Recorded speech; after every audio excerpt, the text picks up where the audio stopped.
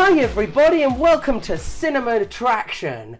I'm Heat Guy Jay and this is Cold to the Bone. John. Right, I need to just ask you a question, John. Why's that? Why are you dressed like Rasputin, the mad monk? Is it Russia month? It's not May Day yet, is it? It's not May Day yet, no. I spilled gravy all over my other clothes. What have you been watching? Oh, what have I been watching? We haven't seen each other for a week because I wanted to see the Pixies live. You did? So we didn't record at our usual time last week. Yes. So what and we couldn't do Sunday because I wanted to go to Crufts. There we are. To look at dogs. I have been watching Swamp Thing. Yes. Yes, you kind of... So what did you think of Swamp Thing? Oh, well, what didn't I think? I hated it. But I'll tell you what I did love. It's great. Louis it's so Jourdan. Tremendous. Louis Jourdan. Oh, he's Beautiful. wonderful, isn't he? Glorious. And you get to see him with bare-chested. Bare-chested. Bare-chested and smoking. And you gave it a low score. Well, You no. still gave it a low score. If it had been an hour and a half despite of that, all of these treasures. If it had been an hour and a half of Louis Jourdan just walking around his mansion smoking, it would have got 5 stars from me. Definitely 5 stars. It would have been big. Have you seen anything else? I'd really like to do a Swamp Thing episode. I saw The Crying Game, Oh, which okay. What did you my think mum of was The Crying really. My mum was really. She watched it as well. Yeah. And my mum was really. Did you watch it with your mum? No, not with her. Okay. But Hi, I tried- Jackie. And she was really surprised because she said, I started to watch the film and I thought it was really like not your kind of film. You know, like this kidnapping of a British soldier. I think it's a pretty solid film. And she said, this is not your kind of film. And then the second half, where he finds the guy's girlfriend, she said, now I can totally see why you watched it. That's a very, very interesting reveal towards the end Yes, as well. it is. But it's like 2 films, really, if you think about it, isn't it? It's one film, a political film at the beginning, and then it completely sort of switches. It is kind of like 2 films. Sure. But I'd never seen it before, and I just thought I really need to see it because the only thing I'd seen is that scene, obviously. Yeah, that reveal. And I thought I really needed to watch the whole film rather than reference the film for one scene. Did you enjoy that reveal? It was okay. It wasn't vomit-inducing. It's quite a nice colour, I thought. So, have you been watching anything? Honestly, nothing particularly interesting. No. I've watched a lot of. I watched Scream, the new Scream movie, which is okay. It's Right. another Scream movie. It's probably my favourite of the horror franchises now. What, the last one? The Scream 6? Scream is now 6 your favourite? No. I mean, the Scream in general is probably my favourite of the. The Frank. There's Halloween, there's Nightmare. Yeah, it's probably my favourite of the franchise. I always thought Halloween was. Halloween is. Yeah, but Got toppled because of that awful trilogy, wasn't it? Well, it hasn't really been helped. It's weird because I kind of prefer the Rob Zombie movies. Right. I liked the first Rob before. Zombie movie. Sure. I thought it was really good. Yeah, that first one's okay. I think they're quite maligned. I think people don't like Rob Zombie. Right. So they'll just sort of hammer his films. I think his films are fine. Do you think it's because they're scared of him? Because he does all that music, that it's the scary music. It's a bit like Marilyn Manson. Yes. Yeah, so that's kind of the thing that I've seen. What I've liked the most was a film called The Street Fighter with Sonny Chiba, which was awesome. Yes, and it's on I read your review Amazon, for this. and the transfer is horrendous. I'm going to watch this. Oh, it's my kind of film, and I think once you see it, you'll be like, yeah, it's definitely his type of movie. I saw Babylon as well, which is Damien Chazelle's new movie. Yes, I thought it was fantastic. The one with Margot Robbie and Brad Pitt. I won't ruin it because I think you'd quite enjoy it. But you think I like it?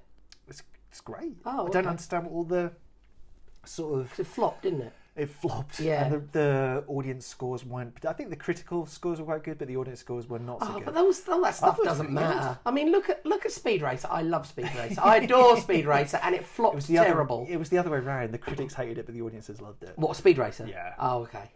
Well, I certainly loved it. And I'll tell you what else I love. These 2 movies we're about to talk about. Certainly, yeah. So before we get into that, what are your experiences with Miyazaki's? We're talking about 2 movies today from Hayao Miyazaki. Yes. Nausicaä in the Valley of the Wind and Spirited Away. Yeah. So what are your, before we get into all this, Yes. what are your experiences with Miyazaki's work? Take it back to early 2000s, maybe about 2003, 4 maybe. What was the first one you saw? Spirited Away. Of his? Spirited Away. I think that might have been the... Yeah. No, it wasn't the same thing. But yeah, sorry. Spirited Away, at the time, I believe Disney was like releasing them. And I remember seeing Spirited Away up for the Oscar. Yeah. And I think I saw it on the Oscars to start with, like a little snippet from it. Yeah. And I looked and I thought, what is this? Yeah. I mean, obviously, I've been watching anime since I was about 13, 14. Sure. But like the heavy stuff, the sort of cyberpunk sort of stuff.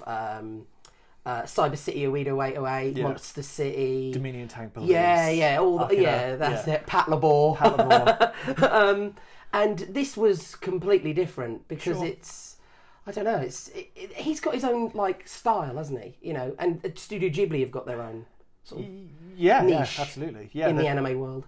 Yeah, absolutely. And it's always a sort of a treasure when there's a new one announced. I saw Howl's Moving Castle at the cinema. I couldn't wait to see that. Sure. I didn't see that at the cinema. The only one I've seen of his at the cinema was Spirited Away. Well, when I saw Howl's Moving Castle, I just came out giddy. Like, where you come out kind of like on a high. Yeah, excellent movie. Yeah, I was just so in love with that film when I came out. And Ponyo, I absolutely loved Ponyo. We all love Ponyo. Are there any sort of Ghibli movies, but also like Miyazaki movies that you're not so fond of? Yes, there definitely is. Such as? Princess Mononoke. Oh, that's really weird. I thought yeah, it was really good. I find it... I kind of like bits of it, but I find it hard going, and I always have found it really hard going to watch. I don't know why. Okay.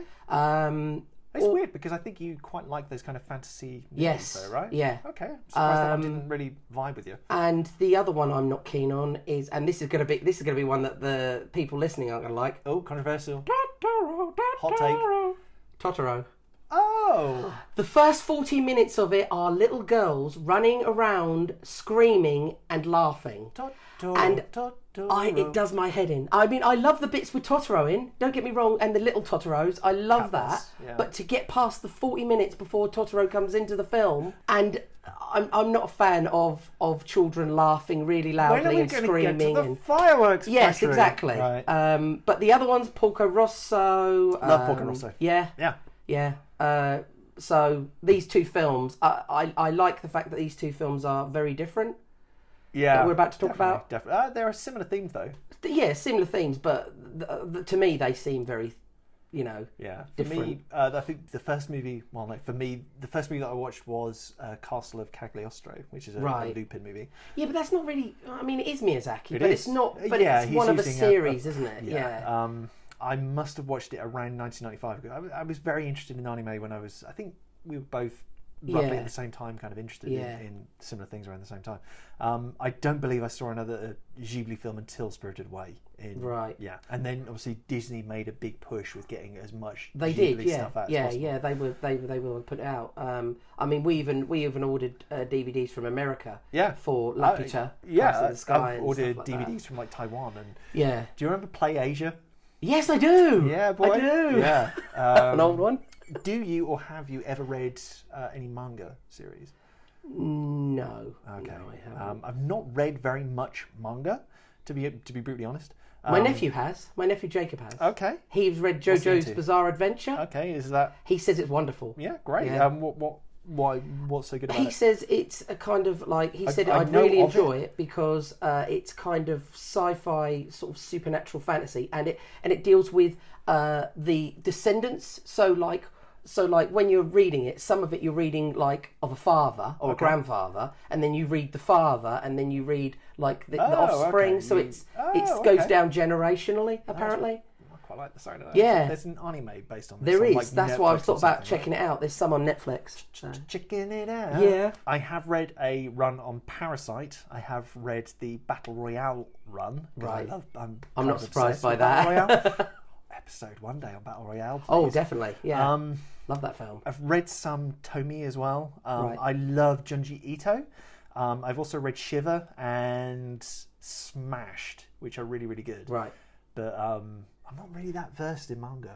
No, I'm not. I know you have to read it backwards, don't you? Yes. yeah, actually. It's like these are all back to front. I've got the ending first. It's like where, like in Australia, the burgers eat you, isn't it? Like in The Simpsons. Hamburgers eat people. Yeah. Nausicaä, the Valley of the Wind, is a 1984 animated fantasy written and directed by Hayao Miyazaki, based on his 1982 manga. Animated by Topcraft and distributed by Toei. This film was produced before Studio Ghibli was formed in 1985, but has since been sort of drawn into the fold, if you will. Apologies in advance for any mispronunciations. Bit of background, the film was released in Japan in March of 1984 to great acclaim. A heavily edited version would be later released in the United States by Manson International as Warriors of the Wind. Yeah. Oh, that's an awful name. A horrible name.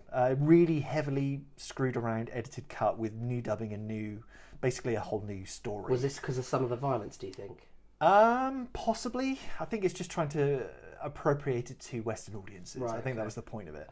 Miyazaki hated this Manson cut. It's kind of known as the Manson cut. His uncut version would eventually be released would find a Western release in 2005 under Disney, which is the version I believe we've both watched in preparation for this. Set around 1,000 years after a global event dubbed the 7 Days of Fire, a toxic jungle has formed, inhabited by giant insects and deadly airborne spores. Enter Nausicaä, a teen princess who navigates the various environments looking to communicate with the various beasts in order to sort of strike up a peaceful understanding of sorts. Yeah. Between the humans and the creatures. Meanwhile, a military state called the Tolmekians find an ancient living weapon used during the apocalyptic sort of war, the battle, right? Yes. The Tolmekians seek to use the weapon to sort of wipe out the mutant creatures and take control, sort of rule the land. While a rival community named the Pajit seek to counteract that, or sort of rival them. This places Nausicaä into a difficult spot, as both the Tolmekian and Pajit plans will destroy the land. The Pajit launch an assault involving a horde of giant insect things, like sluggy, creaturey things. They're a bit like out of Dune, a little bit. We'll get into that. Yeah. The Tolmekians respond by using the ancient warrior weapon, but it can't really destroy all of the insects, can't really do the full job. Nausicaä intervenes and becomes gravely injured, though she ultimately wins the trust of the insects and they help to sort of revive her. The Tolmekians retreat, the Pajit are left to sort of regroup, and we close with a moment of optimism and hope as a lone plant sprouts up from the toxic wasteland. What do you think of this film? Well, I do love this film. Yeah. And to be honest, I'd say spore. How do you like it? How do you like it? Very good. Yes. No, I do. This is right up my alley because this is apocalyptic. What I love about the world is it's futuristic, but yet it's also like medieval. Yeah. Because you've got guns, you've got swords, you've got gliders, aircraft, everything. Yeah. And yet you've got windmills. Yes. And farming. Yeah. The people look very medieval in the Valley of the Wind, don't they? Yeah, you've brought up Dune already. It does evoke certain aspects of the Dune. do, definitely do, don't they? The sluggy worm creatures called the Om. But also, perhaps also the vehicles. There's some sort of gnarly vehicles in this as well. It also kind of reminded me a little bit of Lord of the Rings. Slightly, yeah. Just obviously without Sean Bean. Yeah. If he was in it, he was going to die, though, wasn't he? Of course, he dies in everything. I love Nausicaä. Yes. She is one of my favourite. I think, if not my favourite, I think she is my favourite Miyazaki character. Hero. Yeah, hero. Yeah, absolutely. But, she's strong, brave, courageous, and yet fierce. She's pretty. She can handle herself. She's really gentle and sensitive as well. So she's got everything, Yeah. And she's in tune to the world, which. I think this is just, obviously this film is a study on how people perceive our world. Sure. They're not in touch with nature. Yes. She is in touch with nature. Yeah. The insects, especially the Om, can tell that her intentions are good. There's a communication between the two. Yeah, with the little sort of feelers. Yeah. Same way any animal can tell if you've got good intentions towards them or, unkind intentions. Yeah, that's a good point. and I like the commentary on it. Yeah. It's obviously an ecological sort of comment. Yep. But it's not too in your face. That's what I like. It's about an ecological disaster caused by a terrible war. Yes. Or a terrible battle. Yeah. But I like that the message isn't sort of really, really pushed in your face, and you can just enjoy. Do you? I think it is, yeah. But I think you can also enjoy the film. It's not. Yeah. There's so much going on in it, and there's so many interesting character things. There's some incredible spectacle sequences as well. But I think there are some. The war poisoned the land and the people, I think. Yeah. But the whole of the land wasn't poisoned because she finds that bit underneath the toxic jungle, which is actually pure. So, if there was anything I didn't like about this film, I didn't like the soundtrack. Oh wow! I didn't like the plinky plonky synthy. There are some experimental, and I didn't like the sort of like the child's sort of la la la la la. You know, I was just like, oh. Do you like the sound? I think it's Joe Hisashi, isn't it, or something like that? I believe is the again. I've already apologised for the mispronunciations. A lot of the music. I think it's really good. wasn't keen on. There's a great video on YouTube if you happen to like this particular score. There's a great video on YouTube where the great man Joe Hisashi, who is a regular collaborator with Miyazaki, conducts an orchestra doing this. Wow! The score, and it's fantastic. What do you think of the sound design as well? Because there's sound design that kind of pervades everything. So they're like, you can hear the wind as they're talking. Yes. Do you know what I mean? You can hear elemental ambient stuff. And it really does set up, in my opinion, that kind of real atmosphere. That kind of, I love that. I really love the score as well, actually.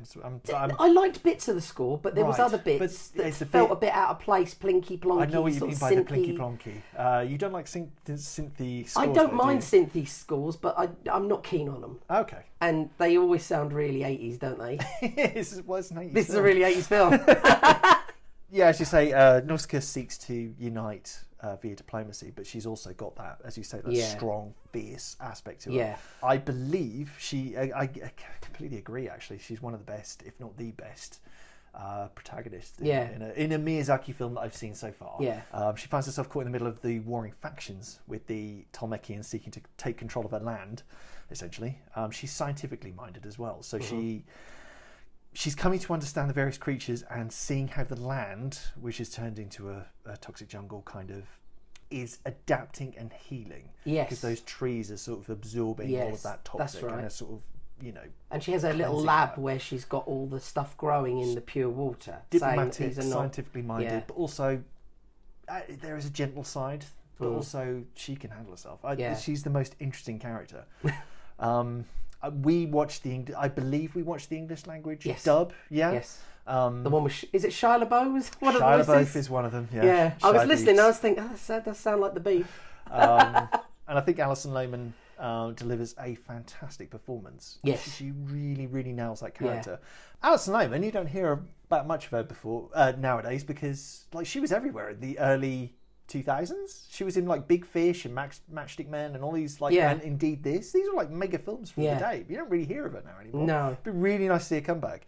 I would say of all the other characters, Lord Yupa. I love Lord Yupa. He's such a badass. He's my homeboy. He gets stabbed in the wrist with a sword. Yeah. He doesn't even flinch. And he's got a sword right up to someone's throat at the same time, underneath all that armour. I've got this point. The only thing I'd say is he does need to trim that moustache. I love that moustache because you can't see his lips, but you can see his beard move. Just rustling. He's a master swordsman, but he never cuts anybody up. No. In fact, I would have liked to have actually seen a bit of action with him. Yeah. You don't really get to see too much of that. Again, I think Patrick Stewart's fantastic in the role as well. Yeah. Really, really astutely cast. What did you think of their breathing apparatus, where it gave them the look of kind of like a bloodhound's muzzle in some bits? Do you know what I mean? It kind of gave them a dog look when they were wearing them. I'd agree. Or a giant thick moustache sometimes when it's sort of flapped up, like a Mario. Mario. I'd agree. It didn't really occur to me that it would look like, but now I can't not see a bloodhound's muzzle. Well, the problem is there's a bit in the top that's sort of cut out, and it looks like a nose, and then it's got a bit like a mouth, so it kind of looked like reminded me of like a bloodhound sort of, and the bits on the side are like jowls. it's an epic fantasy for younger viewers anyway, but absolutely full of grown-up themes. Yeah. I think all Miyazaki's films in some way are grown up. Yeah. We've talked about this in the recent Pixar episodes. And I think we'll discuss this again for the next movie that we're going to be talking about. But Miyazaki does not speak down to his audiences. No. Or his viewers, rather. No. There are aspects for both younger viewers and mature audiences. Well, the worst thing I ever heard was when Blockbuster he has respect for his viewers. When Blockbuster was a thing, I was in there once and I heard that this woman was saying to the person behind the counter about films, and they said, "Oh, have you seen Howl's Moving Castle?" And she said, "No, that's for kids, isn't it?" No. And I was just standing there, and I thought, you are really missing out if you think this stuff is for kids. It's for all audiences. Yeah. Yeah. He doesn't speak down to his audience at all. Even my wife, who actually hates animation. She does not like animation. Does she hate animation? She'll watch it once in a while, but she has seen like Howl's Moving Castle and Spirited Away, and she liked them. It's such hi Cheryl, love you. But for such a Disney fan, yeah, I would have thought she'd have been all over it. No, she's not that keen on. She's got to be in the mood, but she's never in the mood. And I mean, I absolutely love hand drawn animation. Yeah. I just love the art to it. The visuals are incredible. It's an audiovisual treat, in my opinion. Yeah. I love the richly detailed. He really pours over every detail of every scene. And a lot of the characters are really filled out. Incredible You've got the incredible Tomekians. character designs as well. Sorry. I mean, even the I can't remember what his name was, but the princess, the Tomekian princess, her henchman. Yeah. Even he's filled out where he didn't. Fleshed, yeah, I really liked him because he was so sort of smug and aloof. Yeah, but just going on to that, I think each side see their respective side to be justified. Yes, and I like how rounded that is. Well, because that is the way the world works. People that are villains don't necessarily see themselves as villains. The motivations are clear. Yeah, is what I'm going to say. Yeah. You might not agree with the motivations. Yeah.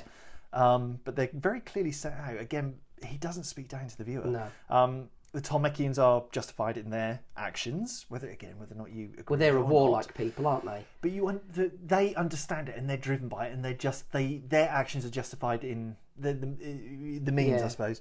I really like the bit where one of the characters says about the Tomekian princess, where they say, "We have a princess, but it's strange that you're nothing like her."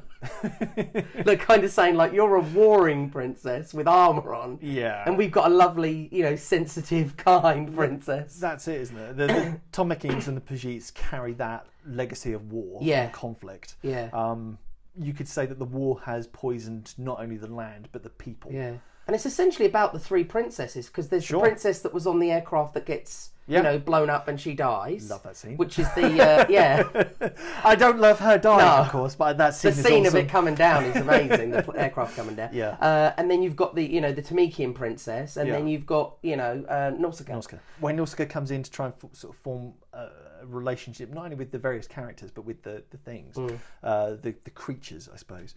It comes from a place of love, and it comes from a place of sympathy. Yes. Yeah. Empathy as well. Purpose. Yeah. I mean, there is, again, the themes of it. There are certainly aspects of fear and greed in this. Yes. But also of sacrifice. Mm-hmm. Definitely on Nausicaa's part, sacrifice. Yeah. It's essentially fear that propels the Tomekians to sort of do what they do. Well, it's the fear of this jungle, isn't it? With this toxic it's taking over the whole planet. Yeah. But if you were to study it, you could kind of understand it. Yeah. They haven't, whereas Nausicaä has. There are some playful, colourful, fantasy, stunning aspects, but there are some really scary scenes in this as well. Like, if you're a younger viewer. I would think so, actually. Yeah, I can see some younger viewers being terrified of some of the insects. Yeah, the giant ohms. The dragonfly things. Dragonfly thingies. Yeah, with the funny jaw. Yeah. Like the one that was on the plane. Yeah. I looked at that and thought, oh, that's a bit gruesome. Also, that warrior weapon, how it comes. Oh yeah, it's all like sort of sludgy and it's sinewy. I would have thought, like blah. Yeah. That terrifying. And it just sort of slimy, and there's just like all the flesh falls off it, doesn't it? Yeah. And it just turns into a skeleton. Gloopy skeleton. You know what those skeletons remind me of? A bit like the robots in Laputa. Sorry. Sure. Put my false teeth back in. You have very beautiful teeth. I think the dogfight air scenes are really tense. Yeah. When they blow out the front of it with the escape, incredible. This is what I love about Miyazaki's films. Leads it, and that there's all very similar things in meant to all of rescue. his movies. Yeah, like especially Laputa. There's like the aircraft are very similar. Yeah. In this film, as in Laputa. Yeah, aircraft does make a recurring thing in his films. And they're very similar, so you feel like you're sort of in the same world, sort of thing. There's a flying creature in the next movie we're going to be talking about. Yeah. It was real tense. And the use of sparse sounds, again, with the sound design, is really kind of shapes that tension. Yeah. I think it's brilliant. I think you'd also read nuclear war into this and the horrors of Hiroshima and Nagasaki into this. I think that definitely had something to play because, obviously that was something terrible that happened to the Japanese people. Yeah. And I think it's kind of in the psyche as well, yes, to some extent. I think it is. Well, you can imagine it because if it happened to anybody... absolutely. Yeah, I mean, you see things like Godzilla and things like that as well. It's very much in the culture. Yeah. It's a very Japanese film, I think. And you have this critique of nuclear aftermath, I feel, because that's what presumably what the toxic jungle is all about, is this nuclear wasteland. With these giant, terrifying weapons. But there's that, but there's also the soulful aspects. There's this kind of healing, which is kind of interesting. Perhaps aligning with, again, we'll get into this perhaps more with the other movie that we're going to be talking about, but the Eastern spiritualist beliefs, such as Shinto Buddhism and things like that. Yeah. Again, and how the mind and the body and the earth all kind of connect. Well, it's kind of like the Shinto thing is kind of like what we would call pagan, okay. because if you think about it, it's being in touch with nature, in tune with where a lot of religions sort of push you away from nature. Sure, believe in this man in the sky, if you wish. Other religions are available. Why not worship the trees in our land? That is our mother, isn't it? Think about it. Sure. It's what nurtures us, and gives us life. Yes. We're all made of stars. The creatures and the humans are essentially equals, and Nausicaä understands that. Yes. Yeah. I think that's how it should be in the world. I think animals and humans should be equals. We're all animals. Yeah. And we should all, be kind and look after each other. Yeah. Verdict. It's big. This movie is big. It's big.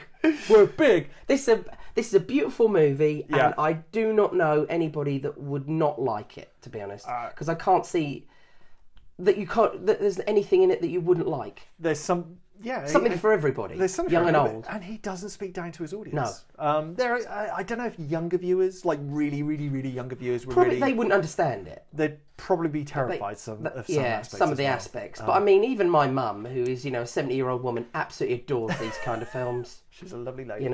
I kept thinking of. Do you remember when we saw Rise of Skywalker at the Odeon? Yes. And there was that annoying child behind us, terrified of everything. Yes. I was about to tear that child into pieces because it kept saying, "Oh no!" I was in a screening of the Christmas Carol, the Jim Carrey one. Okay. And there was a child sitting in front of us, and he kept terrified, kept going, Sure. "Please, can we leave, please?" And I felt so sorry because his dad wouldn't take him out, and I just felt awful. I was like, "That's not good parenting."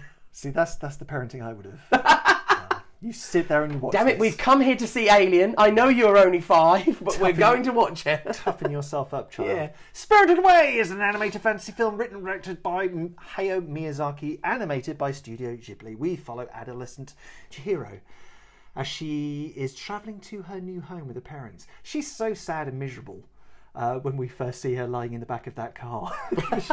I've never seen it. She's lost the will to live. She's just... She literally has, clutching a bouquet of flowers. That's depression if ever I've seen it. Yeah. The first time I get a bouquet, and it's when I'm moving. Yeah. Her father takes a shortcut, and they wind up at an abandoned theme park, which just so happens to feature a large purgatorial bathhouse, inhabited by fantastic spirits and to be full of earthly desires. Her parents are turned into giant pigs by resident witch Yubaba. And Chihiro ends up tirelessly working at the bathhouse as a means of freeing herself and freeing her parents. Released in 2001 to critical acclaim, grossing nearly $400 million redos worldwide and taking the Best Animated Feature Oscar, justifiably. Oh yeah, definitely. In my opinion, this is not only one of the best animated films, this is one of the best films ever made. How do you feel about Spirited Away? This movie is big! It's big! We're big! We're down to verdict already. Seriously, how do I feel about it? How do you feel about it? I would say this film is sensational. Oh, this is why people tune in. Okay. Sorry, it is. It is. I can't speak highly enough. This is my favourite. This is my favourite Hayao Miyazaki film. See, before watching these two again, I would have said that Nausicaä was my favourite, but this is absolutely this. I mean, I've got three favourites. This, Howl's Moving Castle, and Ponyo, but this is the clear winner.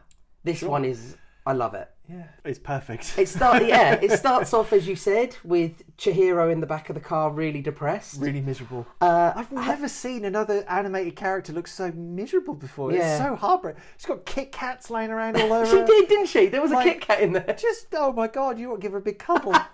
Her parents are complete a-holes. I haven't seen parents that are so uncaring. Like, come on, Chihiro, we're going to do this. Yeah, we'll just leave you. We'll just leave you behind.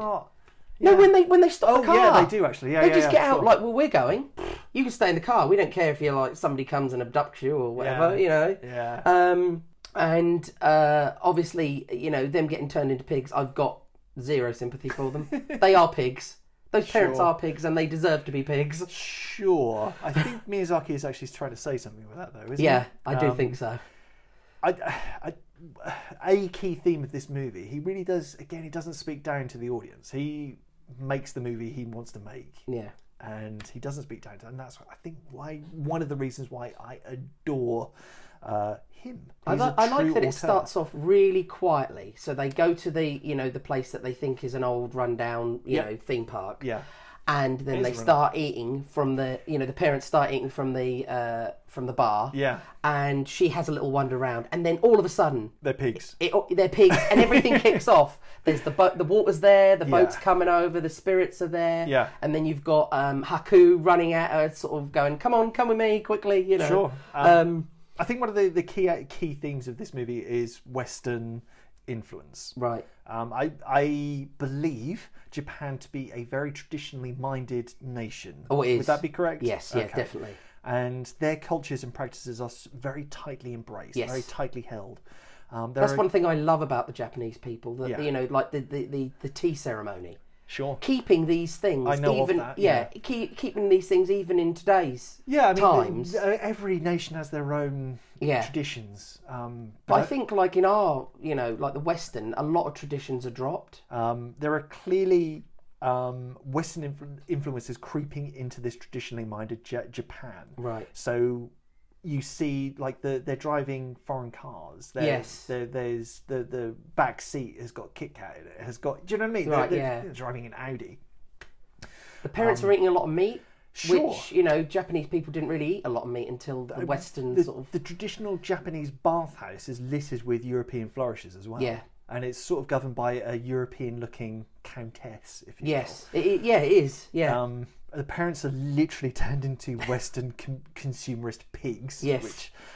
Which is kind of funny. You Western pigs. I suspect Miyazaki is trying to say that the Western influence is a corrupting one. Right. Yeah? Would you agree? Yes. And that perhaps Miyazaki fears or has concerns that Japanese values, such as life in everything and parenthood, and being good to the land, are perhaps being somewhat forgotten and eroded. Yes. Yeah? Yeah. And I think even, to another aspect, No Face could No Face. Be considered the intruder. And what does he do when he gets in there? He wreaks havoc. Sure. I think No Face is fascinating. I love No Face. I'm not familiar with Japanese Shinto Buddhist beliefs with great respect. But I don't really know that much about their spirits. I believe No Face has a place or a bearing within that realm. Right. But he's nevertheless a fascinating character and a fantastic design. Again, it kind of feeds into the sort of Western consumerist. Yeah, because he's giving out all the gold, isn't he? Sure. He's coming literally into their environment. Yeah.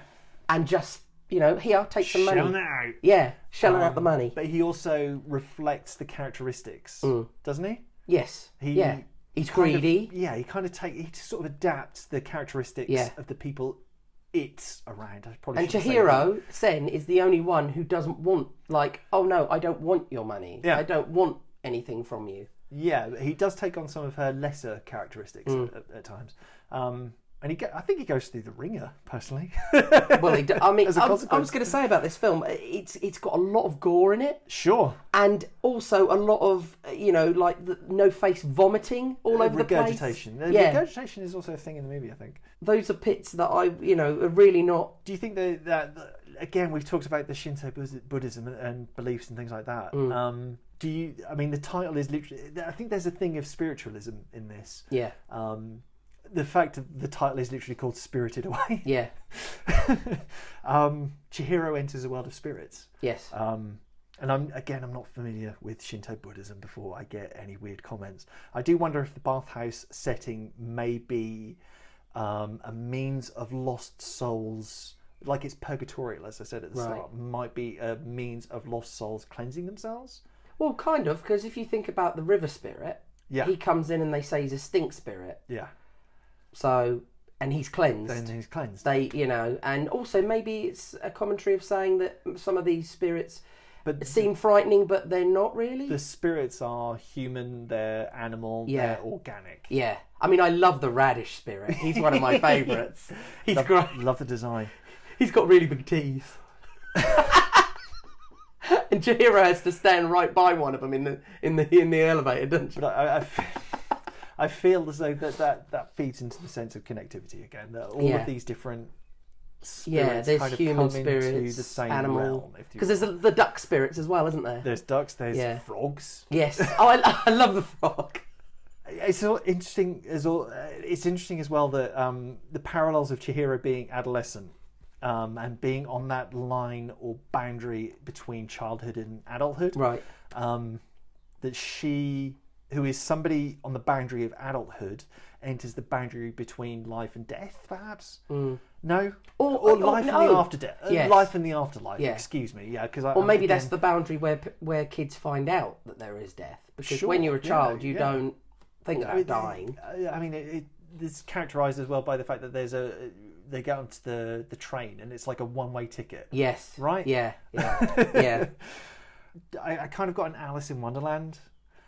Yeah, that would be because of like the heads, Yubaba's heads, and getting transformed. And... Sure. Alice is also a young lady on the boundary of adulthood, and she lost kind in of comes into this boundary of reality, or a different type of reality, if you will, different type of life.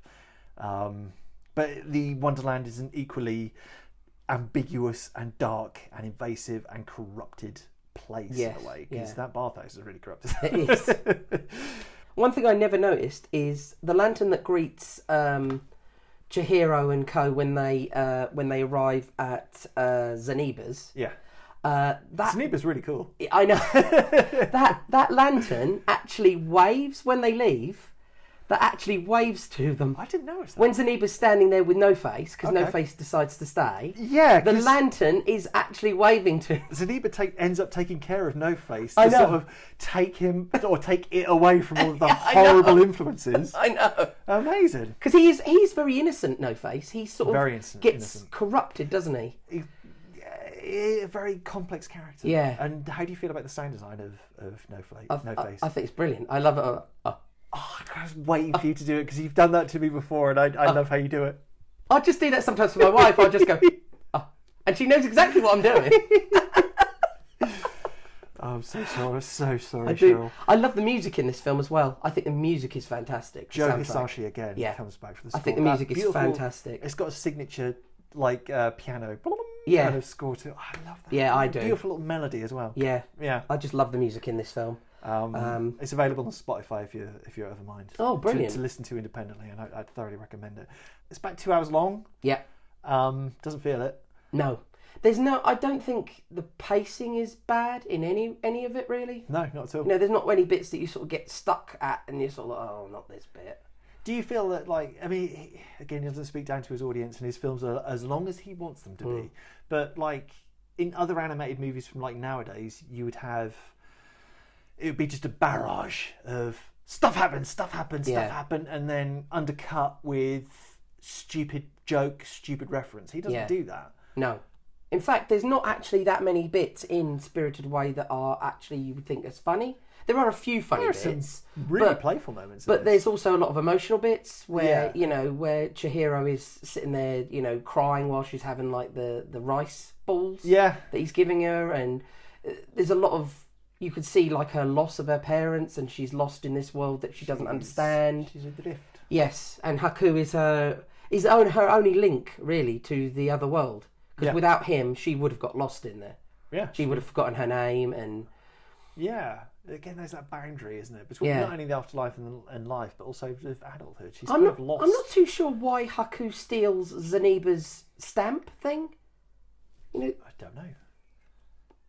Because that worm thing that was making him ill, the slug, that was put in by Yubaba, not by Zeniba. Plot hole, you say? Well, possibly. Well, I don't know. Maybe I'm not seeing that bit, but why he stole it. So because it got him into a lot of trouble. Verdict. Oh well, this movie is big, isn't it? Yeah. Do you have any final thoughts? It's a delightful and magical tale of love and friendship. Oh, I think. And there are some beautiful meaty themes in it. And it's a beautifully animated film. It's gorgeous. There's 2D and 3D animation in this as well. Is it the flowers? Is that there's a couple of shots that are 3D at this as well. Where she's walking through the flowers. That's a beautiful shot. Though. Stunning. Yeah. That's that one always sticks in my mind when I think of this film. Yeah, it's really immersive. Isn't it, this film? The flowers just coming out. I feel because he puts so much into every. I love the character designs as well. Love the character. I love Haku's dragon. As I said, I love the radish spirit. No face. No face. It's all the spirits that are in the bathhouse have all been thought out. Yeah. There's no just half-assed ones. Right. It's not sloppy. No, it's not sloppy. You can see everybody has thought about doing something. Yeah. And Miyazaki's really and they're background characters. A lot of saying them. Like, come on. Yeah. A lot of them are background characters as well. Yeah. So 2-second characters. Yeah. Like the ducks. The ducks don't really feature, but you see them walking along I genuinely believe that he's pushing the boundaries of what can be achieved. Yeah. He and his team, the Studio Ghibli, led by him. Yeah. They're really pushing. He definitely is the Japanese Walt Disney, isn't he? I mean, he is. Sure, yeah. I mean, the guy's taken it and then pushed it forward. Yeah. So would you? Yeah, I don't know. I think I just love his films. Even the films I'm not keen on of his, I still would say I like. Yeah.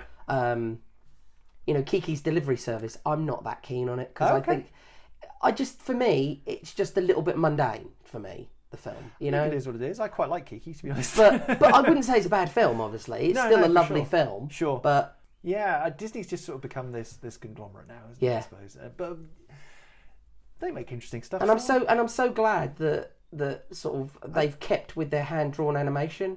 Have they? Well, I mean, Studio Ghibli. I was going to say, I don't know if Disney. I mean, there's been one Studio Ghibli film, hasn't there? The one. What is it called? Hedwig, is it? Yes, like Hedwig. Yeah, that one. Yeah. All the life and soul of it was I'm not just. Gonna lie. I ain't gonna lie. Ain't gonna lie. I hated that. So did I. So did I. If that had been a hand-drawn animation, I think it would have been so much nicer, and I think it would have had a lot more life in it. It took all the life and soul from. I couldn't possibly speculate, but it seems to me as though obviously Goro Miyazaki, who was one of, I believe, I think he did that one. Yeah, I don't know if it's his only son, but one of his sons at least, or one of his children, has sort of come into. He did Earthsea as well. Tales of Earthsea. I'm not impressed. No. Doesn't have that drive that his father has. No. You need to bug your ideas up, son. Yeah, come on, Goro. Do a flawless victory. I think he's trying to distinguish himself from his father, and by choosing a 3D animation, he's taken that route. Yeah. I think it works. I think it was a risk, but it didn't pay off, I don't think. It was garbage. Yeah. And it was left really open. I mean, I know we're talking about that one, but it was left really open-ended as well, which I didn't like. If you're going to make a one-off film, tie up some loose ends. Based on a series of books, perhaps? Right. Possibly. Okay. I don't know. Well, he ain't getting the rest made because it didn't do well. Because it's garbage. Yeah. Your dad's just, I'm not angry, I'm just disappointed. Yeah. I would personally give this my highest recommendation for whatever that is. So would I. I've mentioned Alice in Wonderland already in this. I would probably recommend The Wizard of Oz to this as well, perhaps. Yes. Yeah. Possibly, yeah. I'm up for another Miyazaki episode. I definitely am. And I really appreciate you recommending this episode to do, because this has been a joy. Well, I've loved doing it, and I've loved rewatching these films. And I hope that enjoyment has come out in this episode, because just gushing because we've both loved these movies. Yeah, and if anybody hasn't seen anime, if you haven't, these films are great introductions to getting into anime. Sure, yeah, they're an easy, a nice easy step into it. I would sooner watch one of these movies than, say, Despicable Me. Yes, I definitely would. I definitely would. Hotel Transylvania. Oh. Do you know what I mean? Because these are big movies. Genndy Tartakovsky made that Hotel Transylvania, and he did Samurai Jack, which is one of my favourites. Did he do the same? Yeah, he did Hotel Transylvania, and I'm like, Samurai Jack's a really good series to check out if you are interested. Yeah, and I was so disappointed. I had no idea. Yeah, he did. Got to pay the bills, didn't you? Yeah. There's a 4-hour documentary about the man. Right. So there's a lot to tell. Yeah, it sort of covers his influences and his practices. Though I cannot on the spot remember the title of it. Right. Could be just called Miyazaki. I'm sure a quick Google would sort you out. We're going to do another one of these episodes again, so this is part 1. He's got a new film coming this year. Right. Called How Do You Live, which is very exciting. Okay, I didn't know about this. Join us again, will you? Where we'll be discussing 2 films from Christopher Nolan. Oh, happy St. Patrick's Day yesterday, by the way. Was it? Was this St. Paddy's Day yesterday? I didn't know it was. Oh, fiddly-dee. Nobody reminded me. Well, it's just, I was just about to say Christopher Nolan. Nolan is the most Irish of all of the Irish names. Nobody reminded. I did have a drink yesterday, so... You have a drink most days. I do. Was it an Irish drink? No. Okay, what kind of... It was a Bud. Budweiser.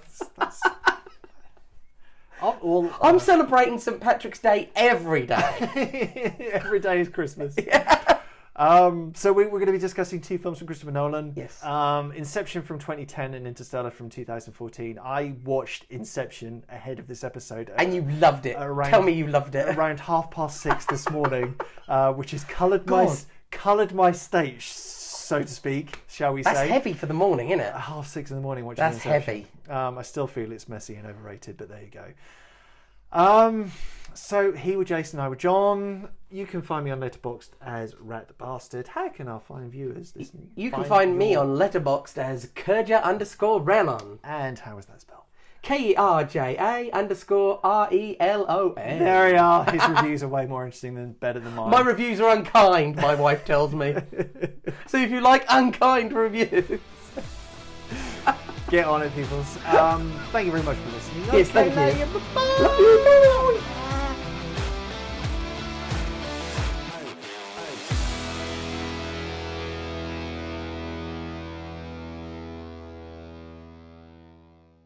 Gargantuan.